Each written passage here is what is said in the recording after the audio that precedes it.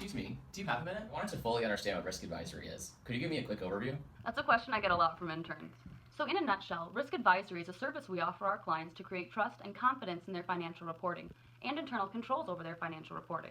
Not only do we provide SOX compliance audits for Channel 1 clients, but we also perform internal auditing services for Channel 2 clients. And of course, this is all while practicing exceptional client service. Now for Channel 1 clients, we focus on IT general controls that surround the IT that materially affects the financial reporting. As you can see from this handy figure here, this includes managing change, access, and operations. A couple more focuses for Channel 1 clients include system testing prior to implementation. We check for proper approvals to create or purchase new IT, and we also check for proper segregation of duties to help mitigate risks of implementation. For managing access, we look at the processes for granting privileged access, new access, and terminating access. Along with this comes the user access reviews and proper password protection. For managing operations, we check to see that backups are actually running during appropriate times, as well as the restoration process, so if an emergency backup must be used, it will actually work. We then check that the interfaces between the IT systems exist and are running in coordination with the client's business processes. Now for Channel 2 clients, we focus on areas based on the risk assessment completed by the internal audit department, which can include finance, operations, and IT controls.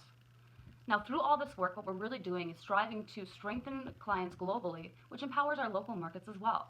Now I know it's a lot to take in, but you'll have the opportunity to practice all of this with your high-performing team during your internship.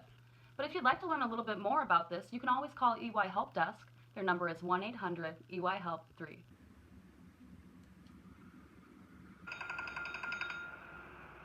Thank you for calling the EY Help Desk. How can I help you? Hello, I'm starting my first engagement at a labeling client next Monday.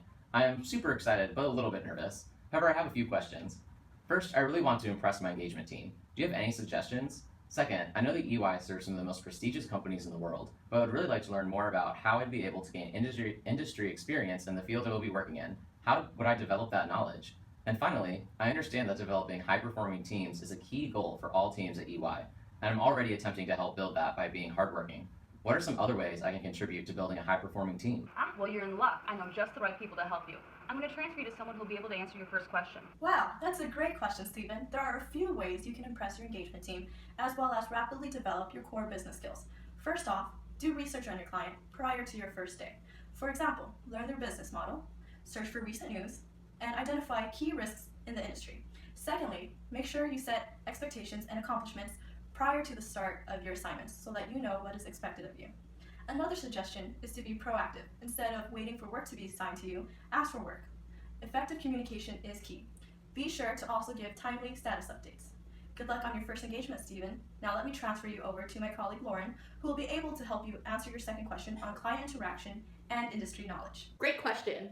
In risk engagements, interns have a plethora of opportunities to interact with their clients. Interns are able to have hands-on experience working with a client, from business lunches to meetings to walkthroughs. Interns learn how to have a positive collaborative relationship with their team and their client. When starting with a new client, we recommend that you research that client in order to have a foundation when you begin your new engagement. Understanding the industry you will be working in is necessary in order to have the most positive impact with your team and your client. You will continue to develop your knowledge of the respective industry on the job, so no worries. Now let me transfer you over to my colleague Andrew, who can help answer your question regarding high-performing teams. I'm glad that you are committed to building a better working world. The basis for all high-performing teams is respect. If you value your team members, are enthusiastic about your work, and strive to be a sponge that absorbs information, you're going to be successful. It's also extremely important to maintain good communication with your team and work on developing the best plan of action whenever a problem arises. I hope that helps. Do you have any other questions? I just have one more question. As someone who wants to be involved in on-campus recruiting next year, I want to be able to answer any questions interested students may have. So how will employees experience accelerated growth here at EY? I'm glad you want to be a campus ambassador, and I'm sure you will do a great job. Working at EY will put you miles above your peers because you will have the opportunity to work on a variety of projects and be exposed to all types of work. Your exposure to clients and different perspectives will also help you grow professionally. EY also offers on-the-job coaching, where you are constantly given guidance and feedback by your team in real time so that you are constantly growing and developing. By being a part of the EY family, you will learn more than you could anywhere else. Do you have any other questions? Nope, I think that just about covers everything I need to know. Thanks for all your help.